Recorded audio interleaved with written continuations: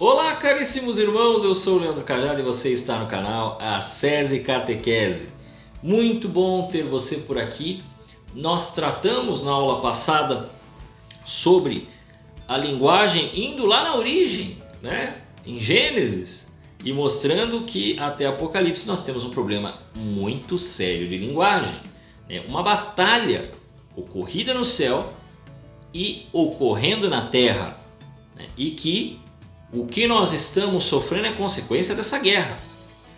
Esta guerra é uma consequência daquela guerra do Apocalipse, aquela batalha. Por quê? Porque nós somos filhos gerados em Pentecostes, né? Assim é a fundação da igreja. Mas o problema que nós temos hoje, e é o tema que eu vou tratar hoje, essa aqui é a continuidade da aula anterior. Que às vezes a gente não dá para tratar tudo. Mas houve um momento que eu fiz um comentário quando mencionei alguns problemas mundiais que nós tivemos aí nos últimos anos e que possibilitou uma percepção de poderes econômicos, globais, de países, de que eles têm mais poder na mão até do que eles imaginavam. Porque as pessoas entregam para eles de bandeja. Olha, eu não sei como fazer, você tem o poder. E aí até mencionei o discurso, né? Que ele não tem todo esse poder, ele nem está eleito, nem se elegeu, ele estava se candidatando, acho que a governador. Que eu mencionei o discurso do Calil, no período acho que 2020 ou 2021, onde ele fala assim: o povo votou em mim. Então me deu a autoridade para dizer o que pode e o que não pode. Então eu vou agir, porque eu tenho que administrar esse local. A princípio, quando você escuta, não, ele está exercendo uma autoridade, porque ele tem um problema muito sério para resolver, né? E aí ele fala assim: então, as pessoas me desculpem, mas eu vou agir assim, e quem discordar eu vou punir. Então, a palavra dele se torna a verdade e o não cumprimento, o pecado. E que terá uma punição porque tornou-se crime. A coisa, eu quero que vocês vejam a extensão. Não pense que quando ele disse, talvez havia alguma questão muito séria, às vezes existiam pessoas irresponsáveis, sei lá que loucura que estava acontecendo, né? Porque deu tanta doideira nos últimos anos, né? Que pode ser, mas eu quero que você perceba o contexto da coisa e o poder que ficou na mão de uma pessoa como ele, né? Então o problema não é o fato ali, o fato já ocorreu, ele já tomou as ações. O problema é a possibilidade disso acontecer para qualquer situação, para qualquer tipo de controle que possa vir a ocorrer e colocar a população de joelhos, mas agradecendo, porque não, para que eu vou me preocupar com estas coisas? Já existem especialistas que cuidam disso.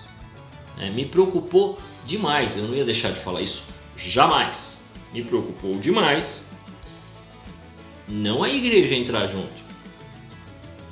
Eu acho que está certo, né? Você chega na igreja, tem álcool gel, não é esse problema. Acho que dentro das igrejas foi o último lugar que parou de usar máscara.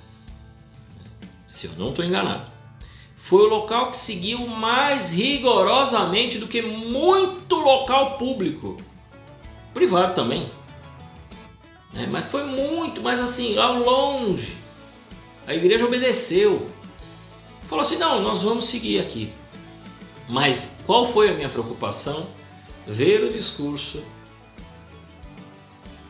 de alguém dentro da igreja falando assim: não, porque nós temos que seguir as diretrizes, né, de grupos, né, eu não sei se ele usou o nome grupos ou fundações, ou usou, ele usou órgãos internacionais que são capacitados para cuidar de gente. Aí eu tenho que dizer para você que sim, eu sei que você é membro da igreja, né? né? E você tem uma autoridade. Então eu vou dizer para você, você está errado. O único lugar que eu reconheço, o único órgão internacional que eu entendo que está neste mundo para cuidar de gente, para cuidar de pessoas, para fazer o bem, chama-se Igreja Católica Apostólica Romana. Se você já não crê mais nisso, temos sérios problemas, porque você tem uma autoridade. Isso é muito sério. Mas quando você usa esta linguagem, você está tirando a igreja desta autoridade, colocando de fundo e falando assim, não, a igreja não tem esta autoridade para dizer nada, a gente só tem que obedecer. Porque o que a gente é? A gente é só uma igreja. E quando... Isso ele não disse, tá, gente? Isso ele não disse. Ele chega só órgãos internacionais para cuidar de gente. Mas o que fica por trás, né? O que você entende? Que ele está dizendo que a igreja não tem autoridade. Que quem tem autoridade são os órgãos internacionais que devem dizer como a humanidade deve se comportar, como a humanidade deve fazer. Então, os órgãos internacionais que têm especialistas. Na igreja só tem padre. Você está entendendo aonde isso chega? Você consegue entender que se amanhã algum especialista disser que não é bom que tenha religião, os caras saem fechando aí porta de igreja, de convento e tudo lado? Ah, não vão fazer isso. Gente, Nicarágua é aqui do lado. E aquilo é o sonho molhado de muitos. No Brasil, isto não acontece. Mas não é porque nós temos políticos muito religiosos. Temos alguns políticos que acreditam em Deus, eu sei disso. Mas porque se houver algum político que agrada uma determinada parte de pessoas que tenham autoridade dentro da igreja, essas pessoas traem a igreja, fazendo de conta que continuam pertencendo à igreja, porque já estão excomungados, mas eles teriam a capacidade de manter a igreja como se fosse só a capa, quer dizer, então tu vê o templo lá, você vê, mas padres bons, bispos bons, corretos e honestos seriam presos, sendo acusados, sei lá, de fake news, ou de mentira, ou de um ataque à democracia, com o apoio destes outros religiosos que iam fazer assim.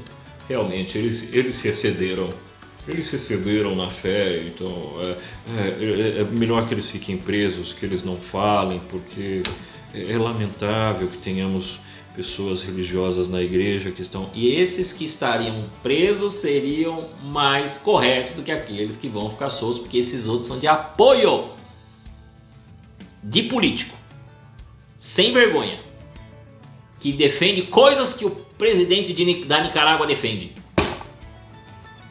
E a gente sabe que tem gente assim, e eu sei que tem gente no clero assim, que concordaria, né, que a coisa acontecesse dessa maneira, porque tem que acontecer de um jeito que fique todo mundo, ai, olha o que ele disse, ele falou que apoiar isto vai tornar as pessoas excomungadas, olha um homem que exclui. Vocês acham que vocês enganam? Né? Então eu sei. Então quando chega alguém e utiliza esse termo num período muito sério de nossa história atual e diz assim, que existem órgãos internacionais que cuidam de gente, então é melhor nós da igreja ficar calado, significa que ele está dizendo, a igreja não tem autoridade nenhuma para fazer nada. E esquece-se que períodos do Renascimento e até o período da Peste Negra, quem estava à frente era os governantes e a igreja. Por que estava a igreja também? Porque, gente, prestem atenção numa coisa. Talvez você nunca parou para pensar isso que eu vou falar aqui. O que ocorreu nos 2 últimos anos. E que era para ter ocorrido. O que não ocorreu e que era para ter ocorrido. O que não ocorreu foi o seguinte. Não era para todo mundo ficar... Os padres, me desculpem os padres. Tem muito padre que eu gosto muito. Mas não era para vocês terem ficado dentro de casa. Me desculpem. Bispo, não era para ficar dentro de casa. Era pro pessoal, era para vocês estarem andando junto dos enfermeiros. Vocês entenderam? Eles estão dando vacina, eles estão dando, sei lá, remédio, o cara tá lá tomando tubo e vocês tinham que estar onde? Dando unção dos enfermos. Que papo é esse? Ah, mas e se eu pegar? Mas foi assim na peste negra, lindão. Os padres foram tudo lá, as freiras foram tudo lá. Hoje eu vou falar isso. Não adianta, parem de terceirizar a verdade. A verdade é essa que eu tô falando. Né? E se precisasse, é claro que, né, porque quem dá a unção dos enfermos é padre, é bispo. Mas, não, mas nós precisaríamos de agentes de pastoral para nos acompanhar, olha o risco. Então que fosse. O que é principal na vida do ser humano, gente? É a salvação eterna, não é a salvação aqui. Vocês entenderam? O pessoal tinha que cuidar da saúde das pessoas. Os hospitais tinham que estar disponíveis para o povo todo.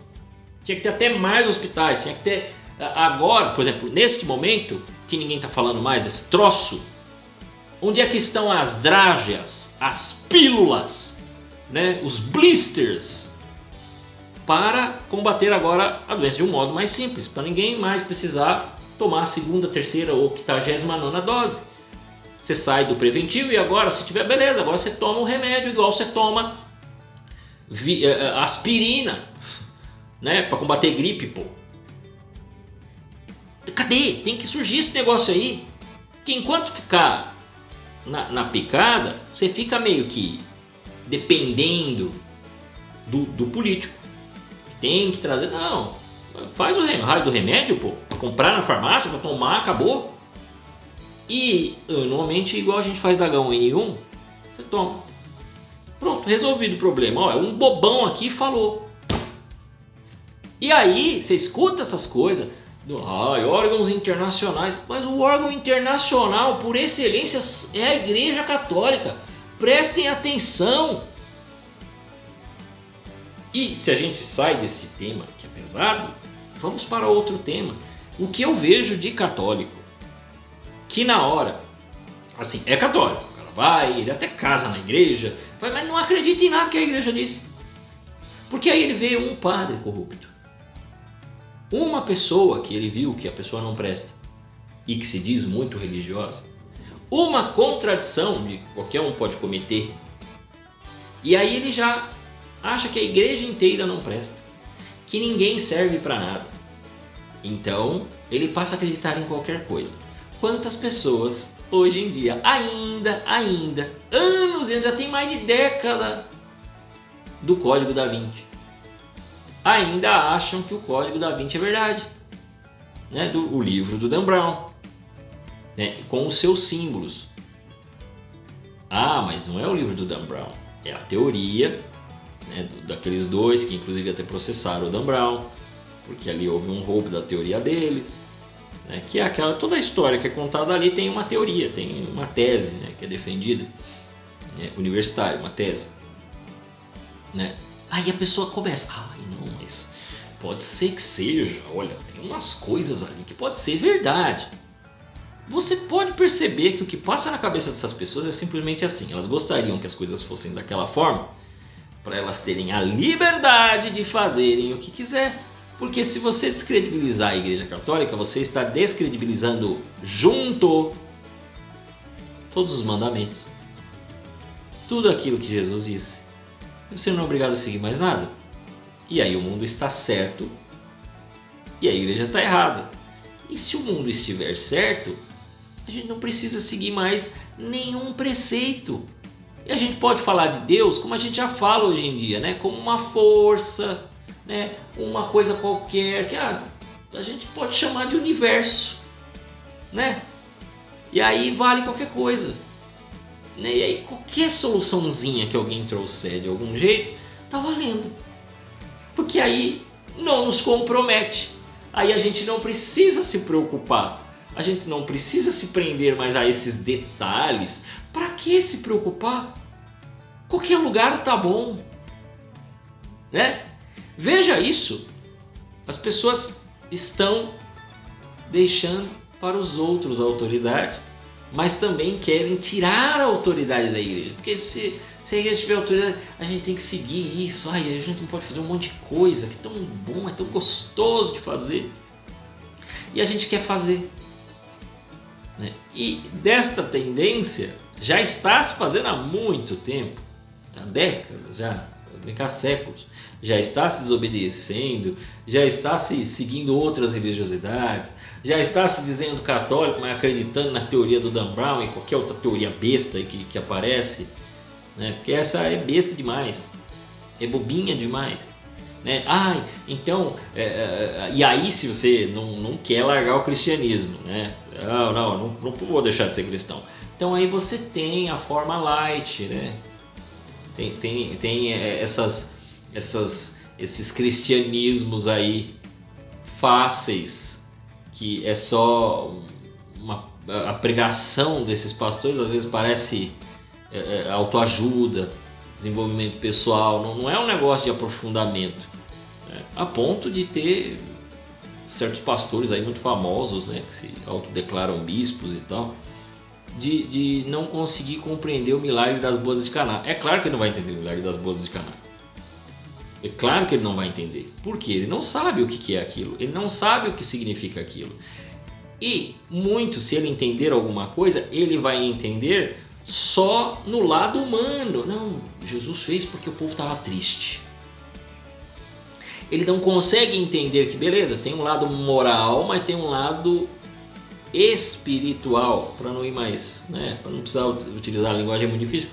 E essa linguagem espiritual, ela aponta para uma ação de Deus na Terra, mas para um futuro onde nós estaremos, né? Então, o que é aquilo ali? Transformar a água em vinho? É o próprio Jesus? É o primeiro sinal? Os caras não conseguem entender. Porque agora as pregações só são assim. Não, Leandro, mas você precisa ver, as músicas são lindas e tal. Pode ser linda o que for, né? Pode ser maravilhosa. Não, mas tem um não sei quem que fica com um microfone parecido com o seu, né? Mas ele não é católico. E eu só vejo católico botando o conselho dele, né? Porque são bons conselhos e tal. Prestem atenção.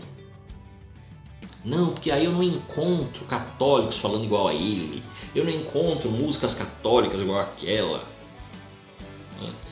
Aí a gente chega nesses pontos de chegar no período de carnaval, né? Aí um não católico quer se envolver na nossa vida, né? Que é o que eu vejo.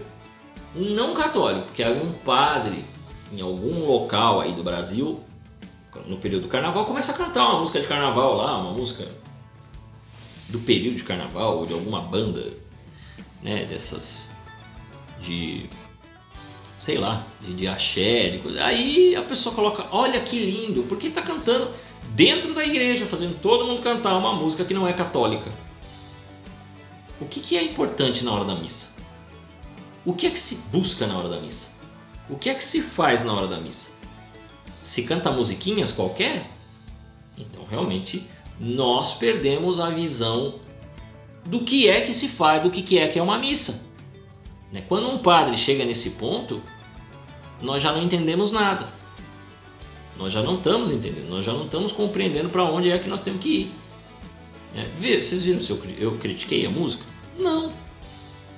Poderia criticar? Poderia, mas não é. O ponto não é esse. O ponto é, por que você está cantando dentro da igreja, padre, essa música? Por quê?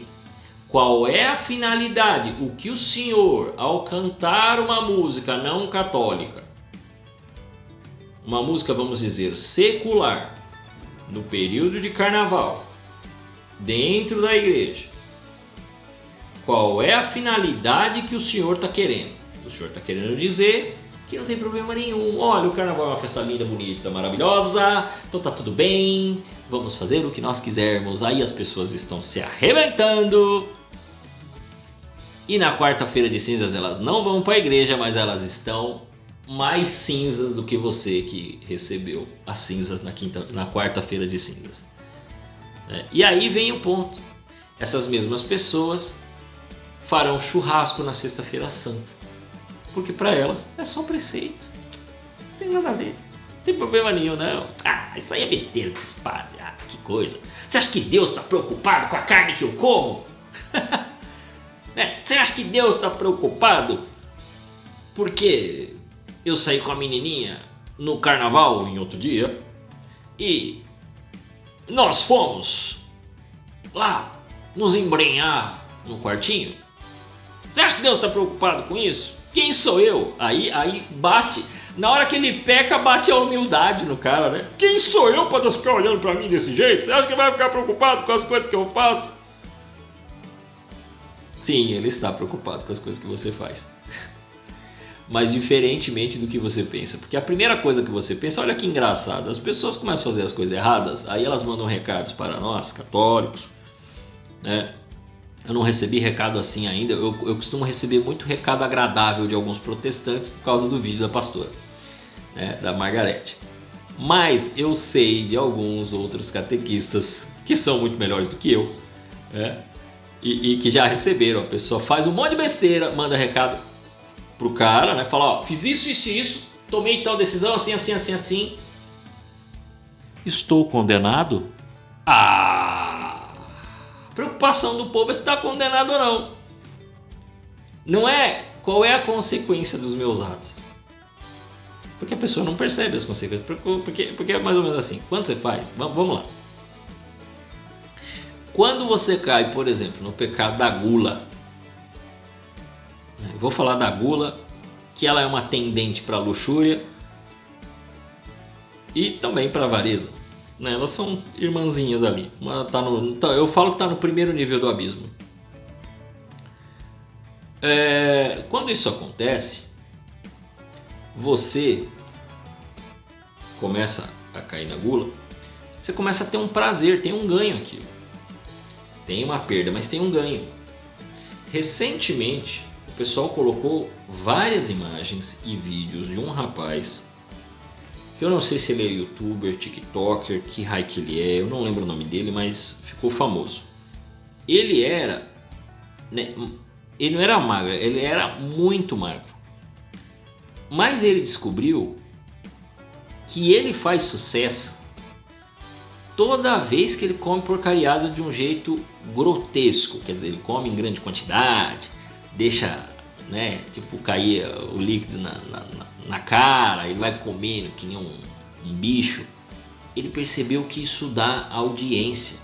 Se dá audiência, dá monetização, ele está ganhando muito. Então ele começou a comer horrores. Para você ter uma ideia, ele faz hoje em dia os vídeos com bagulho aqui para respirar, porque ele já não consegue respirar direito. Ele que era hiper magrinho, ele está gigante. Mas sabe o que ele vê? Ele só vê os números do algoritmo que estão aumentando. E agora, né, se ele era muito visto porque ele fazia coisas grotescas, agora como ele está esquisito e talvez ele esteja tendo um risco de vida, porque a saúde dele já está precária, agora ele tem uma audiência maior ainda, porque as pessoas olham, né, aqueles que olhavam por curiosidade, aqueles que olhavam pela bizarrice. O freak show vai se tornando agora também uma preocupação. Eu não sei se ele já faleceu, espero que não. E eu espero que ele acorde antes, né? Se ele faleceu, depois se você sabe de que eu estou falando, depois você escreve aqui nos comentários, né? Mas você pode procurar, né? Influenciador que era magrinho, começou a comer que nem um maluco, tá gigante. Ele usa às vezes até um negócio assim no nariz para respirar. Por quê? Porque virou a causa da vida dele. A única coisa importante para ele é audiência. É isto que acontece. E aí, quando a gente pega, por exemplo, os pecados capitais, fica mais fácil de entender. O pecado vira Deus, vira a causa da sua vida, vira a coisa mais importante de todas. E por isso, estas coisas viram, letra minúscula, a verdade que você acha que é bom para você. A sua verdade. E não uma verdade suprema, universal, que você vê que existe causa e consequência, e isto impacta verdadeiramente na sua vida, e isto faz com que você seja diferente de acordo com a decisão que você toma, de acordo com aquilo que você está agindo, com aquilo que você está fazendo. Se você não percebeu isso, isso impacta na sua vida tremendamente. E as pessoas estão fazendo isso. As pessoas estão agindo assim. Aí você fala, não, mas ninguém vai no excesso desse cara. Vai. Isso porque eu peguei gula. Se eu pegar a gula no lado da bebida, quantas pessoas viciadas? Se eu pegar, e eu falei muito sobre isso, se eu pegar na questão da luxúria, quantas propostas, quantas situações, quantas questões estão aparecendo aí, que inclusive já, por o negócio estar bagunçado, faz disso a guerra dos sexos. E que, como nós estamos tratando de linguagem, se tornou uma batalha da linguagem. Primeiro porque agora você precisa rotular todo mundo. Então existe o alfa, o beta, o red pill, o blue pill, o purple, o chad, o beta. Você fala, mano, como assim, cara? E aí também já identifica as mulheres, a feminista, me perdoem pelos termos, tá? A conservadia, a não sei quem. Eu falei, cara, todo mundo agora é uma coisinha, e aí fica falando, porque essa mulher ela é assim porque ela age assado. A outra faz assim, a outra que é... Cara, e os caras, porque um é bonito, o outro é um dependente. E aí as mulheres também não, porque as defensoras feministas, também criam um monte de rótulo para todo mundo. E aí entra em confronto, homens e mulheres. E aí agora tudo que você fala é assédio, tudo que não fala é não sei o que. Se você questiona, você não pode falar, porque só pode falar quem tem útero. Você fala, meu amigo, que confusão é essa aí? Ou seja, a guerra do sexo está num outro patamar. O patamar da zona total, da zorra total. É uma confusão e ninguém sabe aí para onde vai. Ou seja, está todo mundo combatendo a linguagem do outro, não sei o quê, porque elas ficam presas nesta lei. Então eu falo, mano, chega. Será que não dá? E aí também tem aqueles que não são nem não é que são homens e mulheres, mas que não querem estar nessa briga aí, mas querem ser cada hora uma coisa ou querem ser uma outra coisa daquilo que a natureza lhes apresenta.